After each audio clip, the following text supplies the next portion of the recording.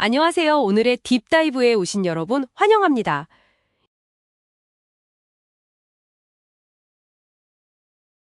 요즘 자동차들이 점점 조용해지고 있죠.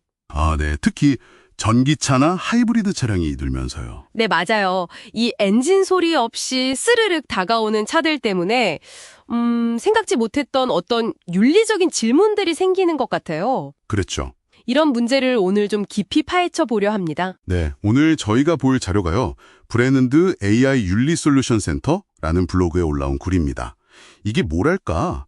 기술 발전이 항상 모든 상황에서 또 모든 사람을 위한 배려로 이어지는 건가? 하는 그런 질문을 던지고 있어요. 정말 중요한 질문이네요. 그래서 이번 딥다이브의 미션은 바로 이 글을 통해서요.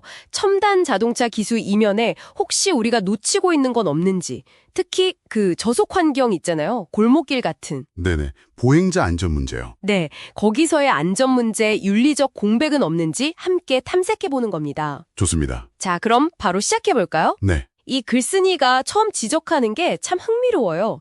자동차가 점점 말을 잃어간다.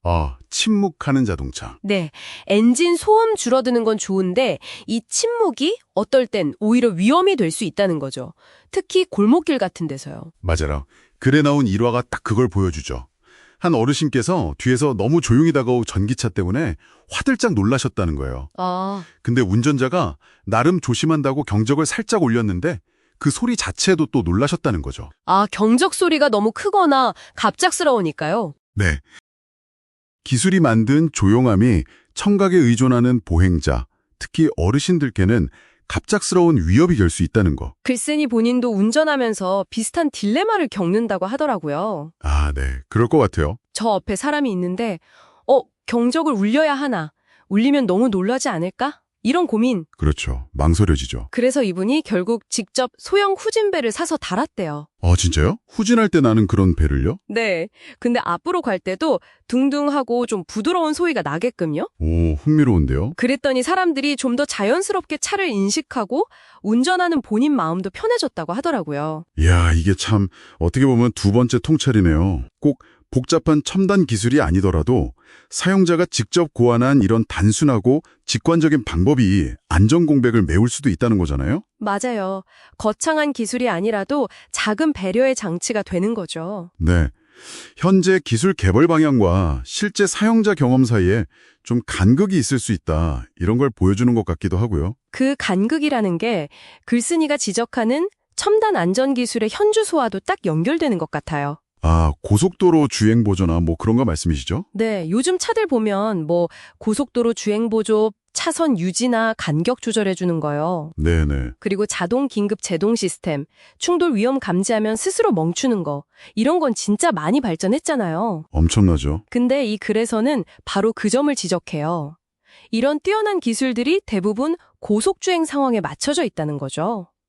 그렇죠. 고속도로 환경. 정작 사고가 더 잦을 수 있는 골목길 같은 그런 저속 환경에서는 차가 보행자한테 다가온다는 신호조차 안 보내는 경우가 많다는 거예요. 그러네요. 생각해보니. 현재 기술 개발의 우선순위가 좀 고속주행 위주이고 일상적인 저속 환경에서의 보행자 상호작용은 상대적으로 좀 간과되고 있을 수 있다. 이런 이야기네요. 그러고 보니 진짜 이상한 점이 있어요. 글에 보면 전기차나 하이브리드 차는 후진할 때는 의무적으로 소리를 내야 한다면서요. 네, 맞아요. 법규로 정해져 있죠. 후진 경고음. 뒤로 갈 땐 삐 하고 소리를 내는데 왜 앞으로 천천히 갈 땐 여전히 그 시끄러운 경적 말고는 다른 선택지가 없는 걸까요? 바로 그 지점입니다. 이 불균형은 대체 어디서 오는 건지. 글쓴이는 여기서 아주 근본적인 질문을 던지는 거예요. 기술은 이미 있는데 왜 이걸 보행자를 좀 더 부드럽게 배려하는 방식? 특히 저속으로 앞으로 갈 때 맞는 방식으로 활용하지 않느냐는 거죠. 혹시 기술을 적용하는 과정에서 이런 세밀한 윤리적 고려가 부족했던 건 아닌지? 기술 자체의 문제가 아니라 적용의 문제일 수 있다는 거군요. 그렇죠. 기술을 어떻게 적용할 것인가에 대한 고민이 더 필요하다는 이야기입니다. 당장 큰 기술 변화는 어렵더라도 글쓴이는 우리가 할 수 있는 작은 실천법을 제안하긴 해요. 어떤 거죠? 경적을 빵 하고 세게 누르기보다는 그냥 톡톡 가볍게 눌러서 살짝 신호만 주는 식으로. 네, 상대방이 놀라지 않게 주의를 환기시키는 거죠. 작은 배려지만요. 네, 그것도 좋은 방법이네요. 오늘 딥다이브를 포개보니까요. 기술 발전이라는 게 항상 좋은 면만 있는 건 아니라는 걸 다시 한번 확인하게 되네요. 맞습니다. 조용한 자동체는 분명 편리하지만 그 침묵이 보행자 안전이라는 어떤 새로운 윤리적 숙제를 우리에게 안겨준 셈이죠. 네. 이 자료는 우리에게 자동차가 무슨 말을 하고 있는가 이걸 묻는 것 같지만 어쩌면 더 중요한 질문은 자동차가 무슨 말을 하지 않고 있는가일지도 모르겠어요. 와, 하지 않는 말. 네. 특히 가장 부드러운 신호, 배려의 신호가 필요할 때 왜 침묵하는가?